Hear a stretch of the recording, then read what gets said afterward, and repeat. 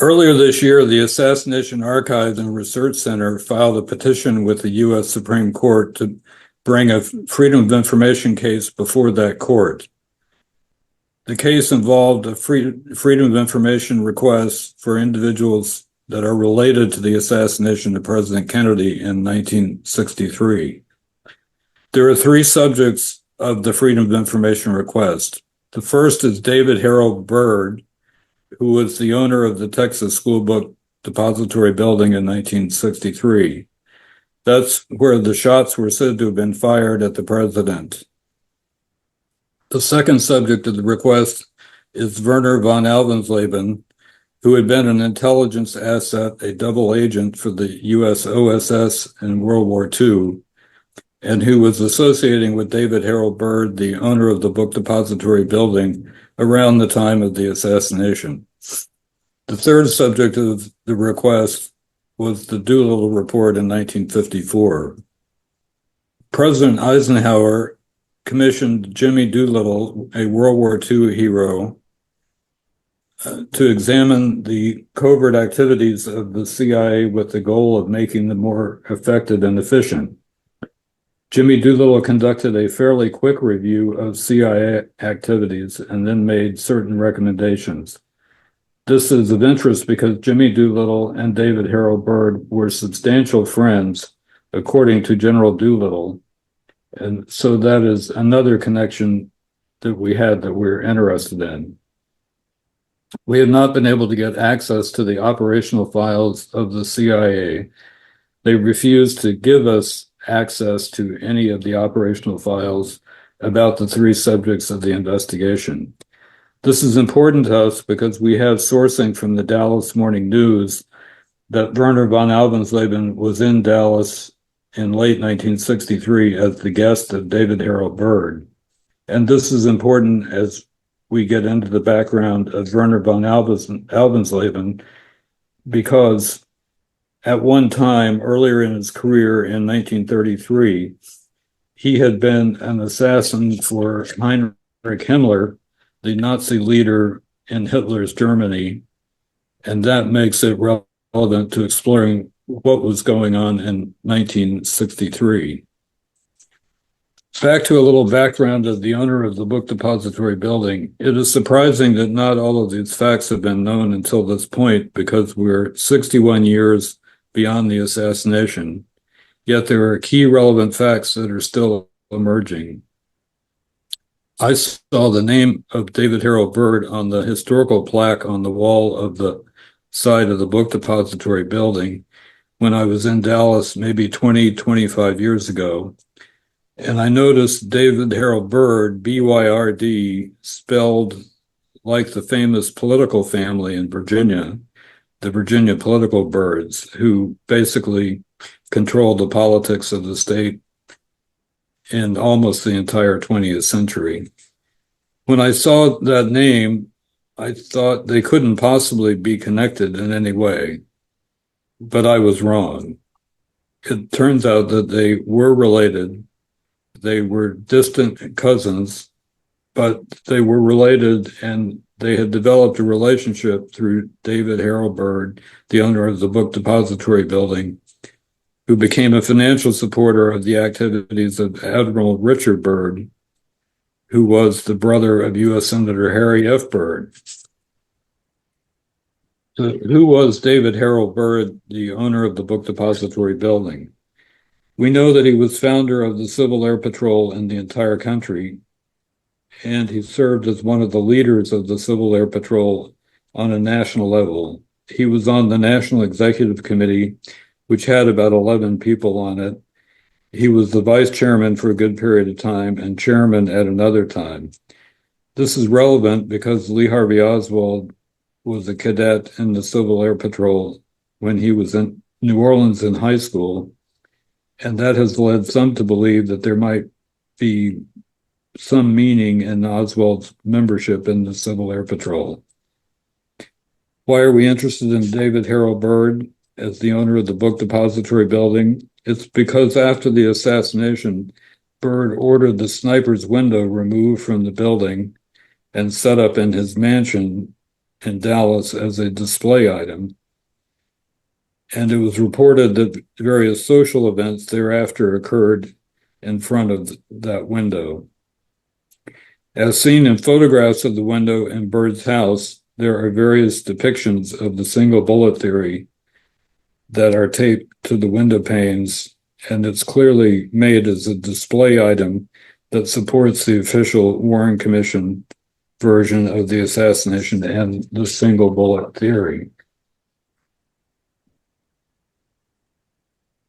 As I mentioned, there is also interest in Byrd's relationship with Jimmy Doolittle. Jimmy Doolittle turns out to have been a high-ranking intelligence advisor to President Eisenhower and a substantial friend of David Harold Byrd. Among other people our research has found were known to David Harold Byrd was an Ernst Udet, U-D-E-T, and he was the number 2 in the Luftwaffe to Hermann Göring in Nazi Germany. Byrd describes Udet as a close friend in Byrd's autobiography, and Udet was in charge of research and development for the Luftwaffe, which is a theme that seems to run through some of these connections, the forward-looking research and development process for aviation and aerospace. Aviation was the basis for the relationship between Byrd and Ernst Udet of the Luftwaffe.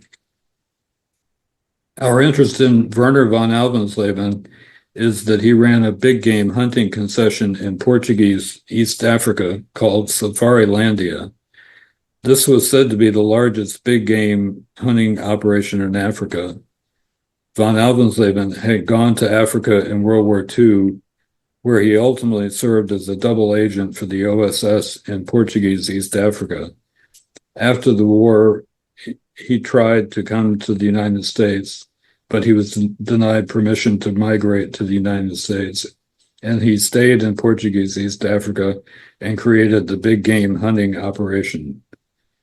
He had an elite clientele. King Juan Carlos of Spain was an example. Stavros Niarchos, the shipping magnate, was a client. David Harold Byrd was reported to be a client at Safarilandia, and the Dallas Morning News reported that Byrd was at Safarilandia on November 22nd, 1963.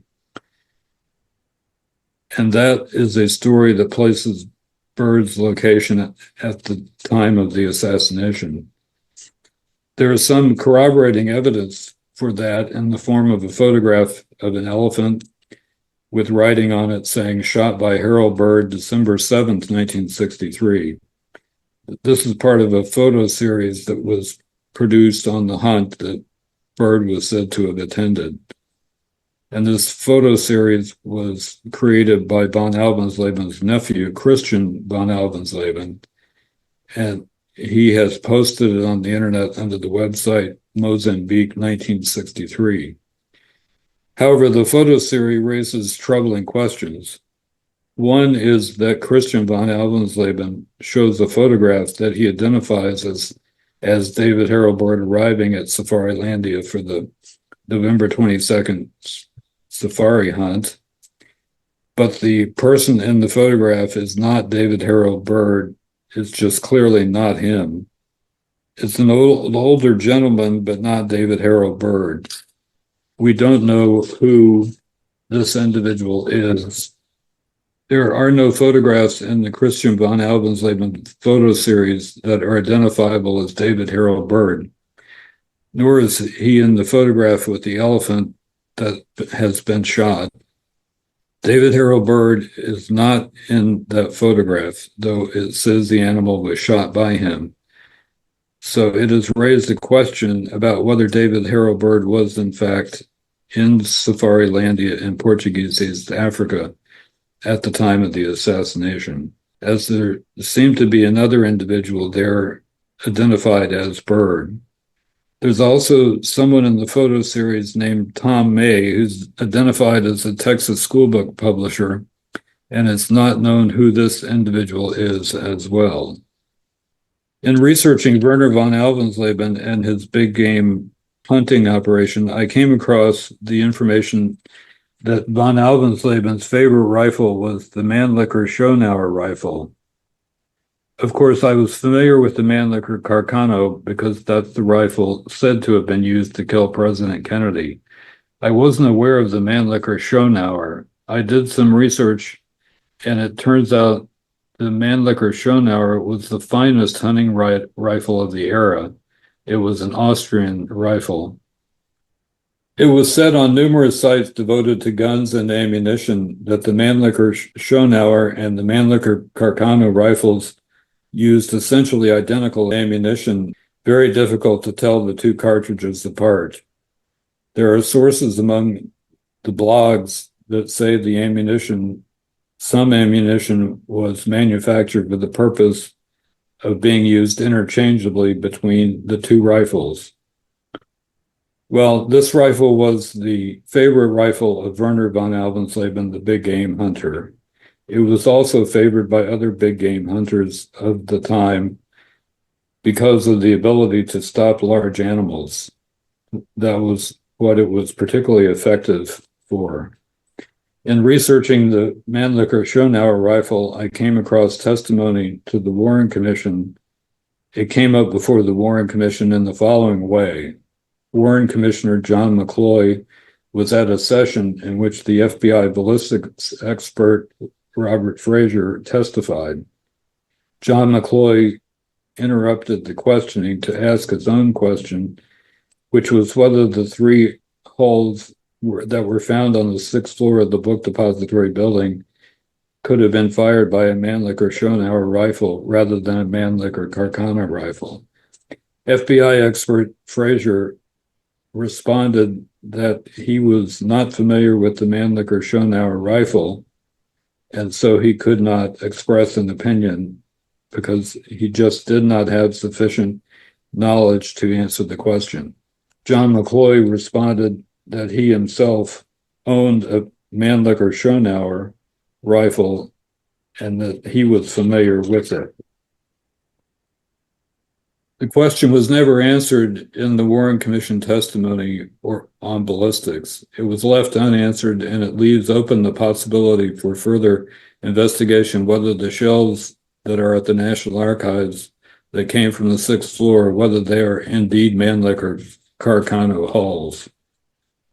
In understanding the background of David Harold Byrd and how he came to be the person that he was, I came across the fact that he was a significant U.S. government contractor in the ownership of companies that contracted with the U.S. government.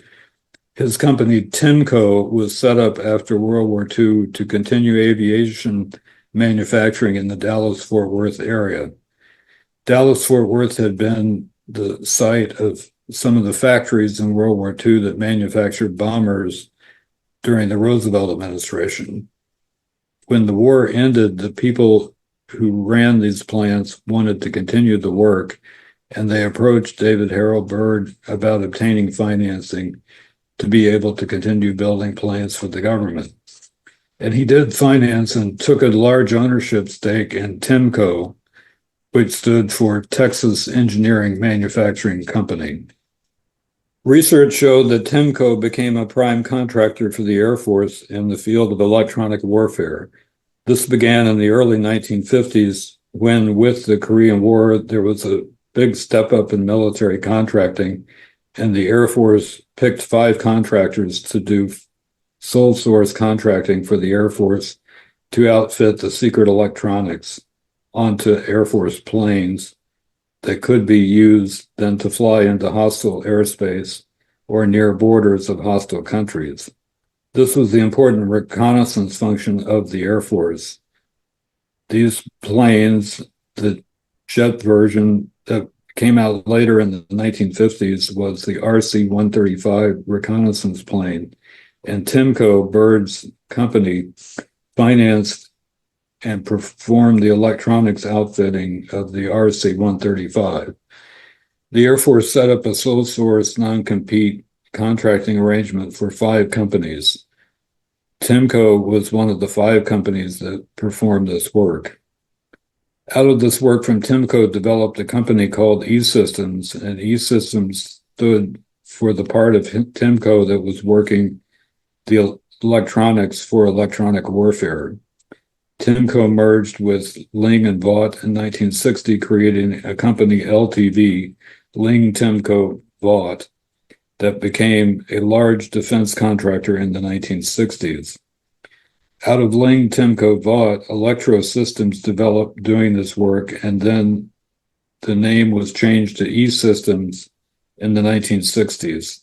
E-Systems is well known as a very large CIA contractor and one of significant ones of that era.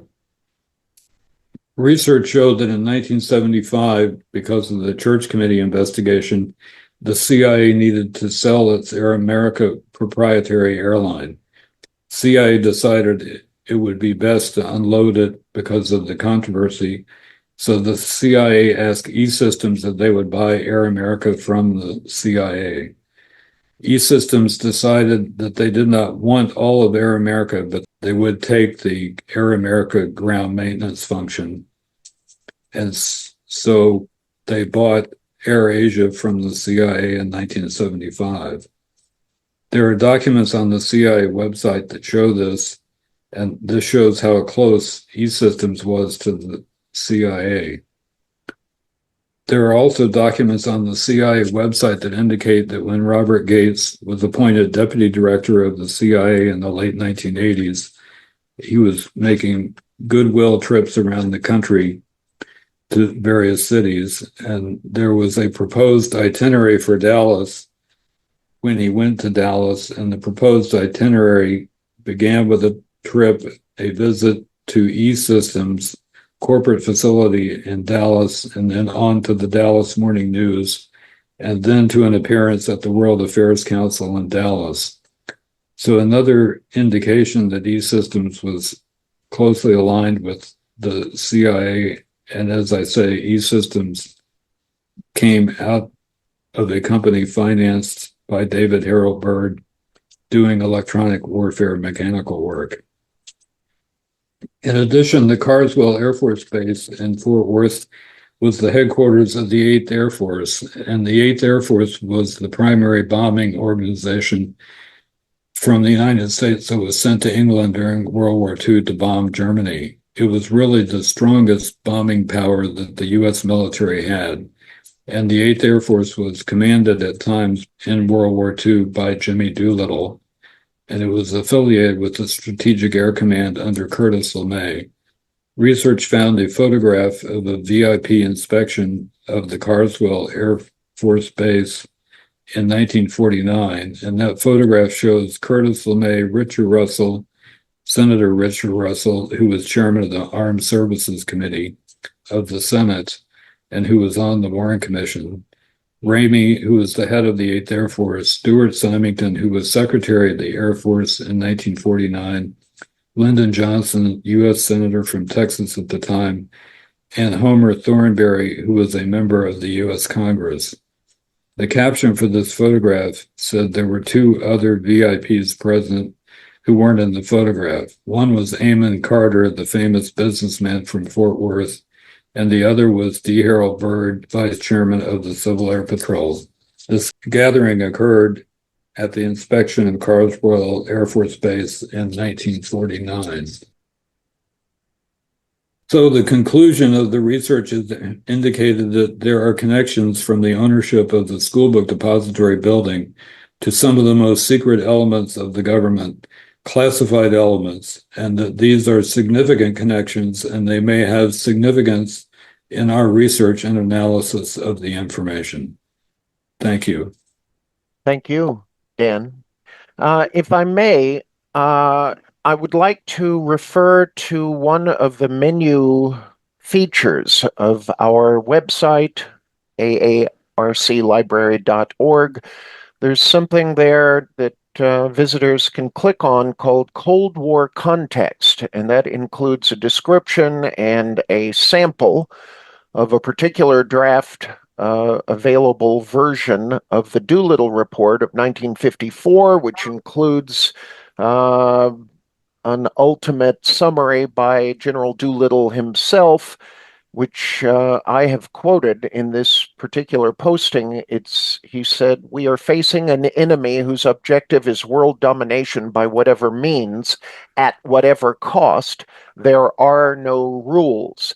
And that seems to have rather effectively summarized sort of an ideological imperative that was explicit during the era to which you just referred. All of these Cold War machinations and the figures who were movers and shakers. By the way, that page, Cold War Context, also includes something that should be noted.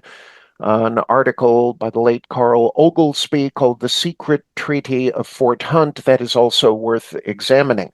My question to you, one of the questions is, you're the only person of whom I'm aware who has actually read Mr. D.H. Byrd's autobiography. He lived to be 86 years old. He died in September of 1986. And in 1978, he published his autobiography. It's titled "I Am an Endangered Species, the Autobiography of a Free Enterpriser." It was published by a named publisher in 1978. What did you get out of reading Mr. Byrd telling his own story for public consumption? What I got out of it was that D. Harold Byrd was very connected to people who were very high ranking in the national security and intelligence and military communities. And that rather than being an isolated figure in the southwest of the United States, David Harold Byrd, the owner of the Book Depository building, was integrally involved in the very strong Cold War forces that you have just read about and alluded to. Mm-hmm. And what we learned from this research is that the actual physical location of the assassination where President Kennedy was killed has its own meaning as a place that is owned and businesses operated by a man who's very involved with the hardline faction of the Cold War. Yeah. And at national levels, top levels. Yeah. In fact, one of these kinds of entrepreneurs that you and I have discussed privately for years, the fabric of the national security state post-World War II, includes an awful lot of people who personally profited, enormously profited from industries relevant to the conducting of war. The proverbial military-industrial complex is made up of people, and David Harold Byrd was one such person. John Judge used to point out that the Pentagon was the number one customer of oil in the world. Wow. And to get an idea of the scale of Pentagon activities. And yes, the research has changed my view of Dealey Plaza, and rather than it being just a roadway in a city in the southwest of the United States, I see it now as territory that had great significance in terms of hardline Cold War policies, and I would identify Dealey Plaza in those terms. Yeah.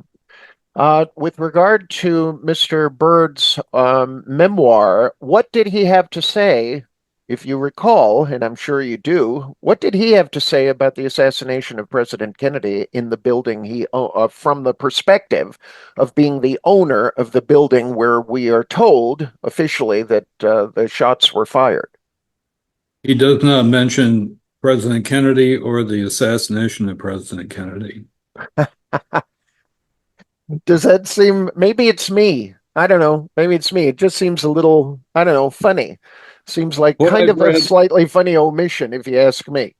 But what I've read is that he always tried to downplay any connection to the assassination or the building's connection to the assassination. he really had the idea that he wanted the whole subject to go away quietly. He thought it was bad for Dallas Oh, to yeah, have bad for this business, right. Oh, yeah, yeah, subject talked about. He yeah. does mention prior presidents meeting with Franklin Roosevelt to create the Civil Air Patrol. He was a friend of Harry Truman. President Eisenhower, he mentions he met. Of course, Lyndon Johnson was a good Texas friend of Boy, I'll his. say, right, yeah. And so he proudly mentions his connections with presidents, except for President Kennedy, of which there is no mention. Isn't that something? Thank you very much. Thank you.